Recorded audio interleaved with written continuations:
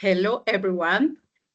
Welcome. We are Group 8, Didactic Science. My name is Lina Maria, and today we are talking about the education approach known as Content and Language Integrity Learning, or Clil for short. This approach originated in Europe during the 90s. The term Clil was coined in 90s by David Marshall, an Australian research and education working in Finland. The approach emerged as part of the European Union's multilingual policies, which aim to promote language learning while teaching subjects such as science, history, and another area through foreign languages. In addition, Clil was inspired by bilingual immersion program developed in the Canada and the United States during 1960s. In this video, my classmate and I will explain in more detail how this method works in its main characteristics and its benefits in the classroom. So, in Colombia, the client approach has also been implemented in bilingual school and education institution as part of the promotion on English language learning and international education. Go on, Heider.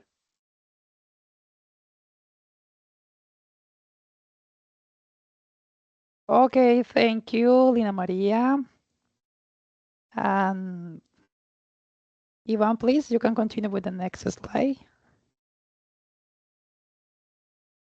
Yes, thank you. Okay, well, my name is Heider Morantes, and today I would like to explain what are the benefits of CLIL. Okay, well, I consider there are 7 benefits. Yeah, the number 1 is make lessons more meaningful. Yeah, students don't learning English in isolation. They use it to understand real scientific topics such as ecosystems, the human body, energy, or states of matter. Yeah, this this not only boosts their motivation but also fosters greater engagement. Yeah, the number 2 boosts active learning. The CLIL approach promotes hands-on activities, experiments, projects, observations, and problem solving. Yeah, this helps novice teachers avoid relying too heavily on lectures and encourages greater student participation. Okay, number 3, develop higher order cognitive skills.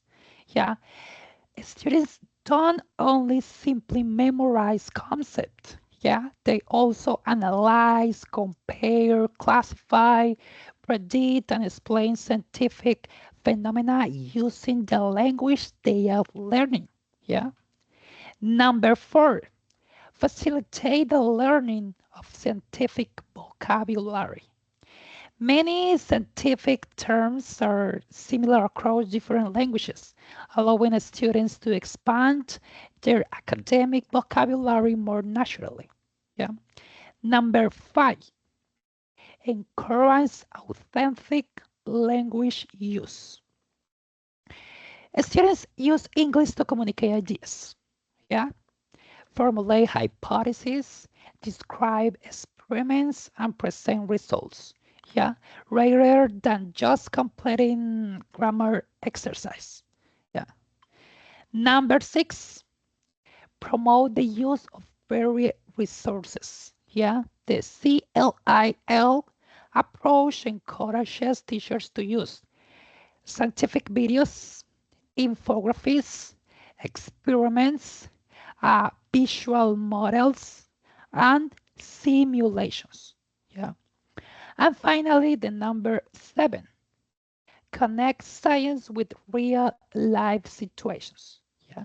Students can relate what they learn to real world problems, developing both scientific and communicative competencies. Okay, well, thank you.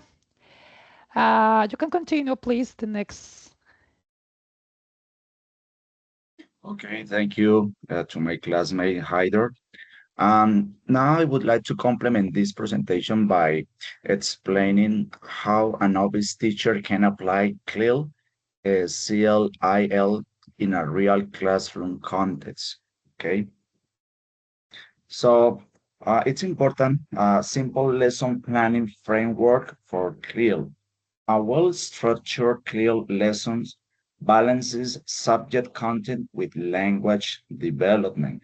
It's important not only to focus on translation, but it's important to use and study the appropriate language, pre-teach vocabulary, and the use of these four keys components to plan effective integrated lesson plans for your classroom. Content objectives define what students should learn about the subject. Language objectives specify language skills and vocabulary needed, what I mentioned before. Learning activities and assessment. Plan and engaging tasks and check understanding. By doing this, students can make pair corrections or the teacher carefully correct when necessary, not pointing students, but just mention the possible mistakes that are in the class.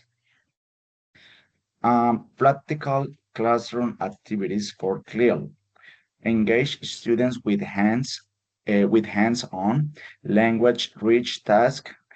This easy to implement activities support both content learning and language development in any clear classroom. It is important because this helps to keep students motivated during the session. Jigsaw reading. Students teach other, like I mentioned before, content-based role-played language, language in context, what I say.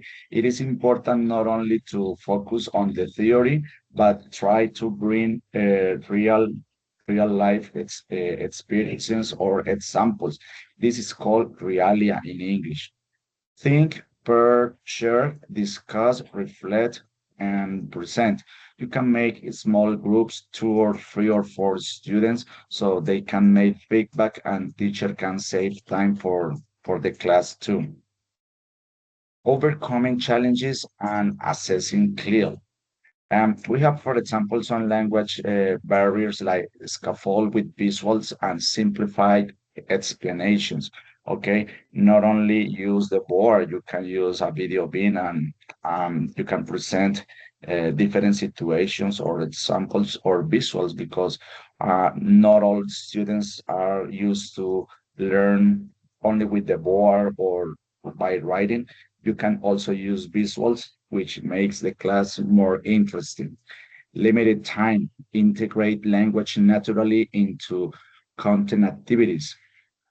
So try to plan your class, and you need to have also a plan B, just in case your class is a little bit shorter than what you planned. Assessment. It is important to use rubrics evaluating language use in context. Yeah, this way students know how they are going to be evaluated and in what specific areas they need to improve. Motivation. Foster support and celebrate student progress.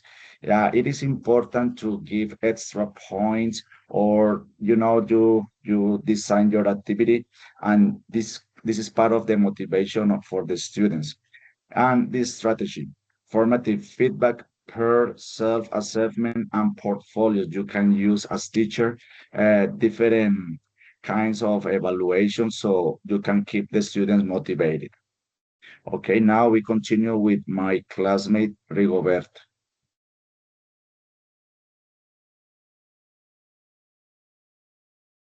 Okay, thanks, dear Ivan Mauricio.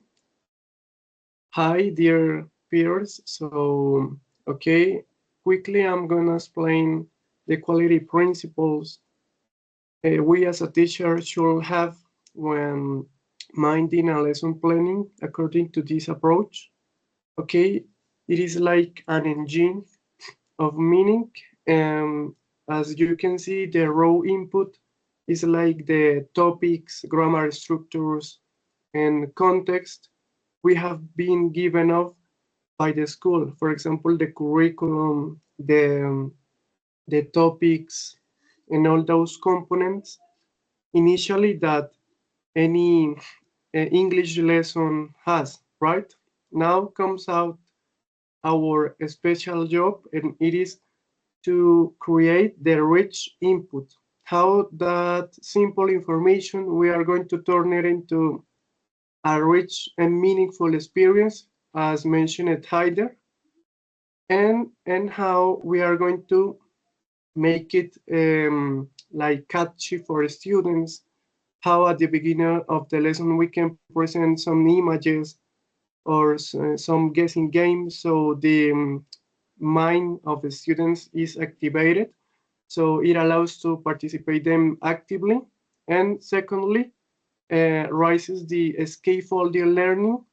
um, my peer Ivan Mauricio mentioned this, and it is so important because not all the students have the same rhythm of understanding, and it is because we should vary the materials we present to them. It is also important, and sometimes a student needs more explanation than another because it depends on multiple intelligences. So it is like the personalization of how we present the information to the students.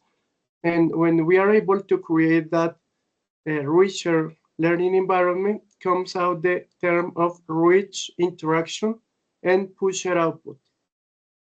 Okay, pusher output is when you set a context of science or something like that, but in this case, it's about language. Okay, a context where can be daily routines, fruits, any topic that you want at the supermarket, and it gives us like a framework in which our lesson is going to be developed from. So it means it has a key vocabulary, some special phrases, some, for example, real life interactions. For example, you are going to buy something, okay? And it is where the intercultural dimension happens because, as Haider mentioned it is language is to communicate. It is not to be memorized.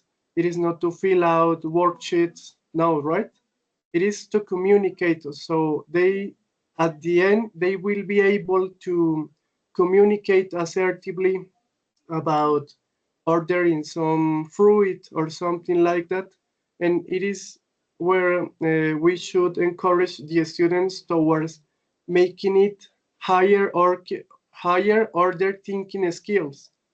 Because to communicate assertively, as we know, it is important that we organize the language patterns. For example, the subject, the verb, the complement, right? And it is making it hot because it is the ability and the training we are carrying out with the students for at the end they become able to communicate assertively, and it is where the learning becomes sustainable because it becomes applicable for their lives.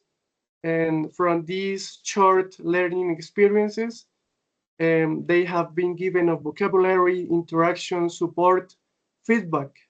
Feedback when maybe they misunderstood some terms. So we as a teacher should be there to give them feedback at the right time without like offending them or perturbing their smooth of understanding. Can you move to the other one? please. Okay, here we have like a little example of how a teacher could transpose in all this theory into practice. For example, we are going to suppose that we have a fourth grade students and the topic is like daily routines of people, okay? We as a teacher know that the grammar should be present simple. Uh, uh, for example, daily routines means some words, the time, some prepositions, okay? And we are going to integrate it into the geography and the time zones by being understood from different countries and how this radically change the life of children. Okay, can please move to the next one. Okay, comes out the time to design the task and scaffolding it. Okay, the visual scaffolding, we could do it of different ways. For example, flashcards or guessing games, if possible, like real interaction among students. And here comes out the grammar structures are included in. For example, I wake up at 7 a.m., but Mateo, let's suppose that Mateo is a children from Japan, and he wakes up at determinate time because his location, right? So here we know that here is the grammar, the first person and the third person, right? And they are going to interiorize those structures while interacting, okay? And with the vocabulary we are gonna to give them, okay? Please, the other one. Okay, and finally happens the Clil workout, how it is aligned with its core purpose, which is authentic interaction. Okay, as my peers mentioning, it is important the collaboration among students because each one can be supported by the other one, even when the teacher is not. And it is so important that shared experiences, okay? And the pusher output, that in this case we were talking about daily routines, okay? They are going to communicate about that topic with teacher support, how the geography and the time zone change according to the location. So here the knowledge becomes applicable for their lives. Thank you.